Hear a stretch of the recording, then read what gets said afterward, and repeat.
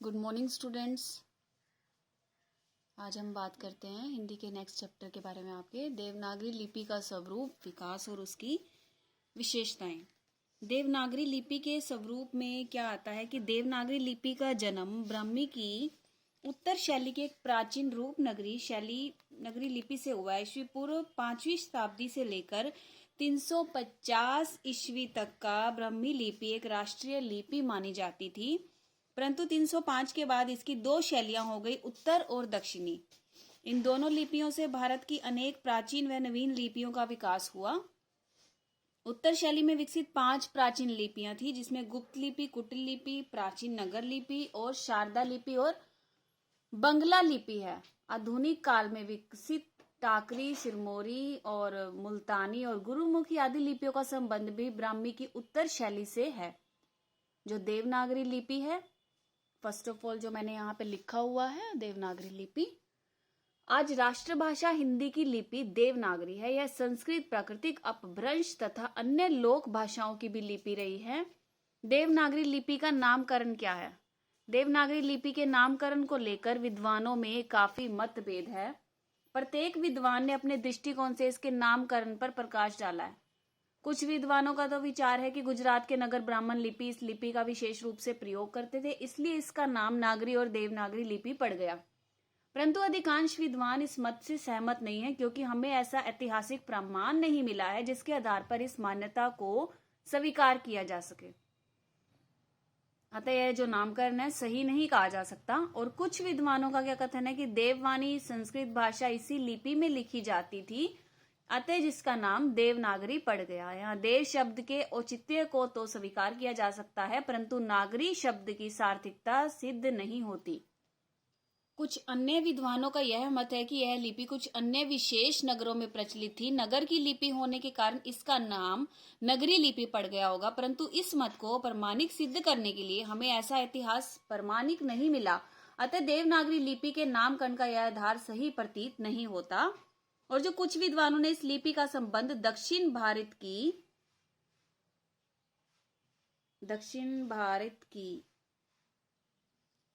नंदी नागरी से जोड़ने का प्रयास किया। शायद इसका संबंध नंदी नगर नामक राजधानी से रहा हो, जो कि दक्षिण भारत में था। उपयुक्त विचारों का विवेचन करने के बाद डॉक्टर धीरेन्द्र वर्मा ने यह निष्कर्ष निकाला कि इस लिपि के लिए देवनागरी या नागरी नाम देने के पीछे कोई ठोस प्रमाण उपलब्ध नहीं होता। डॉक्टर बाबूराम सक्सेना ने भी कहा है कि नागरी लिपि की व्युत्पत्ति अभी तक निश्चित ना हो सकी है, और डॉक्टर भोलानाथ तिवारी ने भी इसी समर्थन में ही करते हैं। सेम ही है मीनिंग की सबका। नेक्स्ट हम बात करते हैं देवनागरी लिपि का विकास। इस मत से तो सभी विद्वान सहमत हैं कि नागरी लिपि का विकास ब्राह्मी लिपि से हुआ है। 9वीं शताब्दी से लेकर आज तक नागरी लिपि के बारे में कोई वैज्ञानिक कार्य नहीं हुआ। फिर भी ब्राह्मी लिपि में देवनागरी के कुछ लक्षण देखे जा सकते हैं। सन 350 ईस्वी में ब्राह्मी लिपि में कुछ परिवर्तन हुए। इन परिवर्तनों में ब्राह्मी लिपि को संतुलित करने का प्रयास किया गया। इस काल की मुख्य विशेषता क्या रही है कि इस काल में लिपि में जो पाई जाने वाली लिपि चिन्हों का विकास देखा जा सकता है, तो आगे चलकर देवनागरी लिपि की भी प्रमुख विशेषताएं कही जा सकती है। यह गुप्त काल की लिपि थी, तो इसे गुप्त लिपि भी कहा जा सकता है। इसके बाद कुटिल लिपि की चर्चा की जा सकती है, जिसमें लिपि चिन्हों का भेद कम घटने लगा और लिपि चिन्हों को अंकित करने का प्रयास किया गया। यही कारण है कि इसे कुटिल लिपि या अंकित लिपि भी कहा जा सकता है। देखिए, आप सबके पास बुक्स भी होगी। मैंने आपको पहले भी बोला था कि बुक्स ले लीजिए। उसमें आपने एक तालिका देखी होगी कि जैसे आपने पहले पढ़ा भी होगा 9th या 8th में, क्वरग, च्वरग, त्वरग, त्वर्ग, पवर्ग, उष्मा, अंतस्थ, आगत, संयुक्त, हालत, स्वर, अनुस्वार, अनुनासिक, ये आपके व्यंजन हैं। और स्वर कितने हैं? 11 आपके टोटल स्वर हैं। और जिसके बाद अब हम बात करते हैं देवनागरी लिपि की विशेषताओं के बारे में। फर्स्ट ऑफ ऑल हम बात करते हैं कि देवनागरी लिपि भारत की सर्वाधिक महत्वपूर्ण लिपि है। संविधान में इसे राजलिपि भी कहा गया है। हिंदी की कुछ बोलियां और उपभाषाएं जैसे मराठी, नेपाली देवनागरी में ही लिखी जा सकती हैं। संस्कृत का संपूर्ण साहित्य भी इसी में लिखा जाता है। यही नहीं, पाली, प्राकृत, अपभ्रंश भाषाओं का साहित्य भी इसी लिपि में उपलब्ध होता है। बहुत सा पंजाबी और गुजराती साहित्य भी इसी लिपि में लिखा जा रहा है। कुछ विद्वानों का विचार है कि भारत में भावात्मक एकात्मक उत्पन्न करने के लिए देश की सभी प्रादेशिक भाषाओं में इसी लिपि का प्रयोग किया जाना चाहिए। किसी भी लिपि के लिए एक पहली शर्त यही है कि वह पूर्णतः वैज्ञानिक हो और उसमें भाषा की सभी ध्वनियों को व्यक्त करने की योग्यता हो। उसके वर्ण अथवा अक्षर उच्चरित ध्वनियों को संवेदनात्मक रखते हो। कहने का भाव यह है कि उसमें जो पढ़ा लिखा जाए और उसके वर्णों का स्वरूप हो भ्रमपूर्ण नहीं होना चाहिए, मतलब कि घुमा फिरा के किसी भी बात को नहीं कहा जाएगा। यही नहीं, उसमें स्वर और व्यंजन को और व्यंजनों और स्वरों को परस्पर संयोग, मतलब एक जो सॉफ्टली होता है, स्मूथली होता है, जिसको हम पढ़ सकते हैं, उस तरीके से होना चाहिए। फर्स्ट ऑफ ऑल हम बात करते हैं वर्णमाला की पूर्णता के बारे में। वर्ण देवनागरी लिपि का उद्भव ब्राह्मी लिपि से हुआ है, सबको आपको पता है। ब्राह्मी लिपि में कुल 64 लिपि चिन्ह थे, लेकिन देवनागरी में 52 लिपि चिन्ह हैं। यह भी एक सच्चाई है कि नागरी लिपि के लिपि चिन्हों की संख्या संसार की सभी भाषाओं के लिपि चिन्हों से बहुत अधिक है। उदाहरण के रूप में अंग्रेजी में कुल 26 लिपि चिन्ह है, परंतु जर्मन भाषा में 29, परंतु इन सभी भाषाओं में सभी ध्वनियों के लिए लिपि चिन्ह नहीं है, लेकिन देवनागरी लिपि में सभी ध्वनियों के लिए चिन्ह विद्यमान है। नेक्स्ट हम बात करते हैं क्रमबद्धता के बारे में। देवनागरी लिपि में स्वर और व्यंजन वैज्ञानिक पद्धतियों से क्रमबद्ध है। इसमें स्वरों तथा संध्या अक्षरों की संख्या 14 है और व्यंजनों की संख्या 35 है, जिसमें कि श्रेय और नय और ज्ञ संयुक्त व्यंजन भी है। अतः इस लिपि को समर्थ बनाने के लिए लिपि चिन्हों को समाहित कर लिखा गया है। नेक्स्ट हम बात करते हैं वर्णमाला का वैज्ञानिक वर्गीकरण। इसमें क्या है कि देवनागरी की वर्णमाला का वैज्ञानिक वर्गीकरण भी वैज्ञानिक है और इसके दो वर्ग हैं। स्वरों को आरंभ में और व्यंजनों को बाद में रखा गया है। स्वर वे वर्ण हैं जिनमें उच्चारण अन्य किसी वर्ण की सहायता के बिना होता है और अर्थ स्वर मुखाविर से उत्पन्न होने वाली प्रकार की गूंज है। जिसके विपरीत व्यंजन वे वर्ण हैं जिनका उच्चारण स्वर की सहायता से होता है और व्यंजन का उच्चारण करते समय मुख्य विवर से वायु का पूर्ण या अपूर्ण विरोध होता है। जैसे कि मात्रा के आधार पर स्वर के 3 प्रकार होते हैं, वो आपको पता होगा, ह्रस्व स्वर, दीर्घ स्वर और प्लुत स्वर। ठीक है, नेक्स्ट हम बात करते हैं लिपि की गतिशीलता के बारे में। नागरी लिपि की एक अन्य विशेषता यह है कि यह व्यवहारिक होना तथा साथ साथ गत्यात्मक भी है। इसमें आवश्यकता अनुसार नए लिपि चिन्ह को जोड़ा गया है। विशेषकर के शब्दों के लिए नए लिपि चिन्ह बना लिए गए हैं, जैसे क, ख, ग, घ, ढ। इस प्रकार अंग्रेजी डॉक्टर शब्द के लिए जैसे हम चांद बिंदु या फिर डंडे के ऊपर एक चांद बिंदु नहीं कह सकते, उसको हम डॉट नहीं लगाएंगे, स्वर को जोड़ लिया जाता है। तो इस प्रकार यह भारत की सभी भाषाओं के लिए अनुकूल है। नेक्स्ट हम बात करते हैं वैज्ञानिक वर्णों का निर्माण। यह लिपि वर्णात्मक है। इसके वर्णों का लेखन और उच्चारण एक समान है, जबकि फारसी और रोमन लिपियों की यह समानता देखने को कभी नहीं मिलती। उदाहरण के रूप में अगर हम फारसी लिपि में जीम, दाल, तोय, जोय आदि वर्णों का उच्चारण करें तो रोमन लिपि में हम HTC वर्ण च, ट, स की ध्वनि देते हुए देवनागरी लिपि में एक प्रकार का विरोधाभास देखने को नहीं मिलता।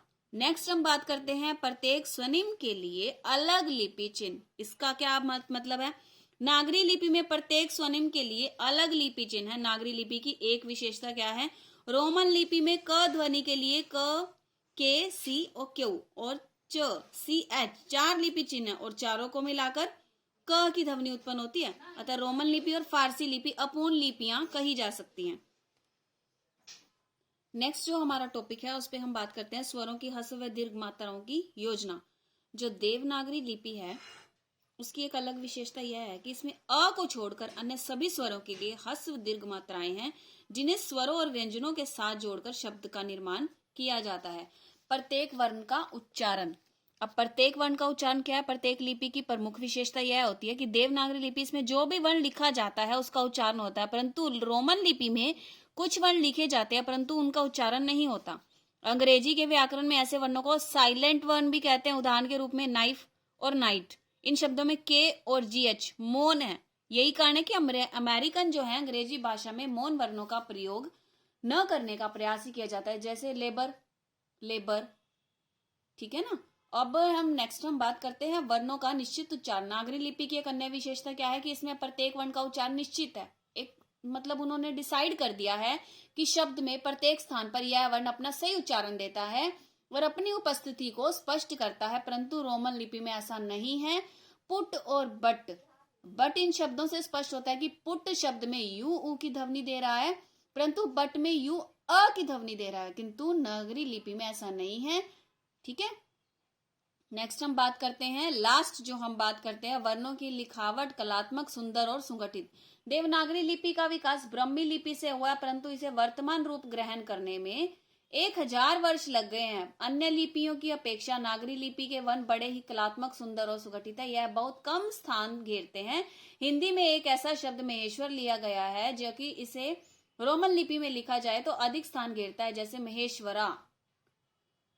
तो नेक्स्ट हम बात कर लेते हैं स्वरों की ह्रस्वता और दीर्घता के लिए एक ही आकृति का प्रयोग। अब देवनागरी लिपि की एक अन्य विशेषता यह भी है कि इसमें आकृति दी गई है, उसी में थोड़ा सा परिवर्तन कर लिया जाए तो इनके 25 व्यंजनों में पहला और तीसरा अल्पमान और चौथा महाप्राण होता है। नेक्स्ट हम बात करते हैं उच्चारण स्थल के वैज्ञानिक अनुसार वर्णों का निर्माण।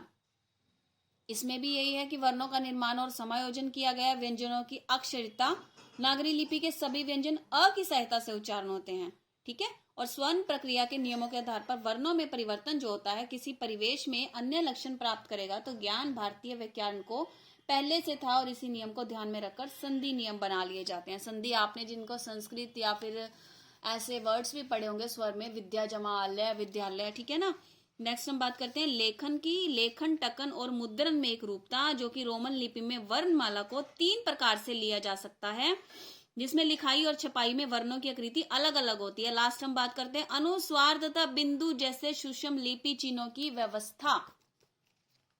नागरी लिपि में अनुस्वार और बिंदु के अलग अलग लिपि चिन्ह और ये उच्चारण स्थलों को ध्यान में रखकर बनाए गए। उदाहरण के लिए हंस और हंस, रंग और रंगना, अंग और अंगिया। इसमें क्या है, इससे यह लिपि राष्ट्रीय लिपि बनने में समर्थन हो जाएगी। उपयुक्त विवेचन से यह स्पष्ट हो जाता है कि देवनागरी लिपि एक व्यवहारिक, विकासशील और वैज्ञानिक लिपि में उसके स्वामिनों तथा लेखियों के एक एकांकी संवाद है। वही कारण है कि अधिकांश विदेशी और भाषा वैज्ञानिक देवनागरी लिपि को सर्वाधिक वैज्ञानिक लिपि कहा गया है। सो आपका आज का ये टॉपिक क्लोज होता है, खत्म होता है यहीं पे। Have a nice day. Thank you.